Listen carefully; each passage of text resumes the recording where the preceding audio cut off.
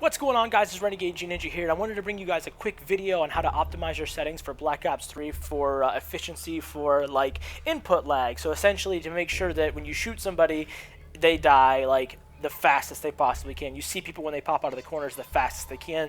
There are settings that really affect this on PC. This is mainly a PC video. I'm also going to bring to you guys a video here in a little bit on how to force these options off, because some of these options, especially like anti-aliasing, will force themselves back on as soon as you exit the menu, which I don't understand why, probably just a glitch, but there is a way to force them off, so I wanted to bring that to you. And so I'm just going to get into it here. So you're going to go to your menu, you're going to go to your options, okay? You're going to go to your graphics. And here you want this to say full screen for sure. If you don't know that, you must be really new to PC. Sometimes it'll end up being in full screen windowed mode. It opens in weird things, so you're just going to have to watch it. Render resolution, I have it at 100%. I have two 980 WindForce editions, so I can run this. If your cards are less powerful, you need to turn this down to 9080. This is a big difference. This makes a big difference right there. Okay, your field of view, that's how much you can actually see in the gameplay, like how much of the actual map is on your screen.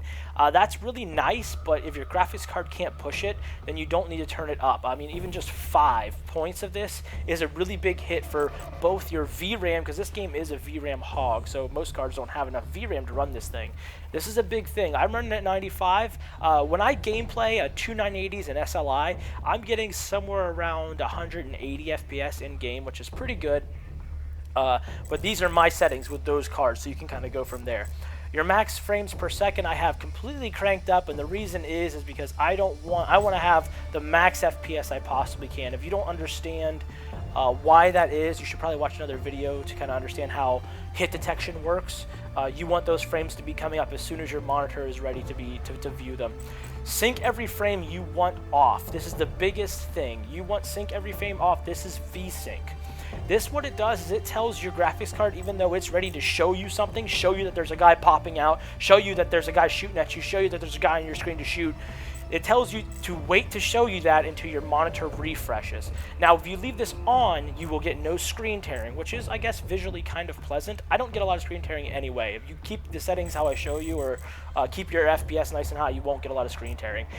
But if you leave this on, you might get slight tears, but gosh, you go at a delay. I'm telling you, my cousin was playing, and he was like, I showed him these settings, and then he was like, oh my gosh, when I shoot people, I get hit markers instantly, because before there was a slight delay. Draw FPS, that's just a little FPS counter in the upper right-hand corner. Texture quality, this affects VRAM a lot. Like I said, I have a hugely powerful card, and I run mine on medium. Sometimes I go to high, it just kind of depends. I haven't really got the sweet spot yet. Whoa, not low. Low and medium does not take a big difference in the graphical hit, so I suggest running medium unless you possibly can't running medium. There's just not much of a hit, and it looks way better at medium. Let me go down here. These are the important ones. This one here eats VRAM like crazy. You can look up what it does. It has something to do with like how objects are layered. Oh, someone's texting me. How objects are layered to look at a distance, like background and stuff. It's really not that big of a deal. My card's powerful, so I can run it at medium, but that's a big hit right there, and it doesn't make too much of a graphical difference.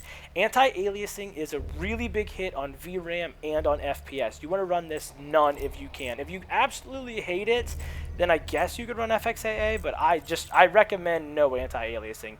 Motion blur, I definitely recommend disabled. Not only is it a hit to your FPS and your graphics card, but why do you want to see things blurry? I would want to see them crisp and clean and right there.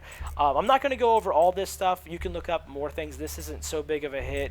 Dynamic shadows, dynamic objects, that objects are moving. I actually can see if a grenade's coming by an object, the shadow on the ground sometimes, or by a person jumping over me, I can see a shadow.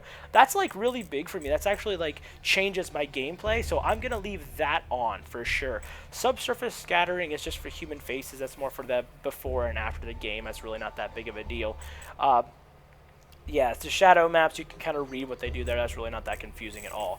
But those are some of the settings there that I wanted to show you. They're really not that complicated, to be honest. But some people just don't understand exactly what they do. Yeah, I think that's it for this video, and then I'll bring a video here shortly about how to change these. If, say, you change this and it just doesn't go off, what you'll notice if you have sync every frame on is your FPS won't change. It'll always be at 60 or 100 or 80 or whatever your graphics card is.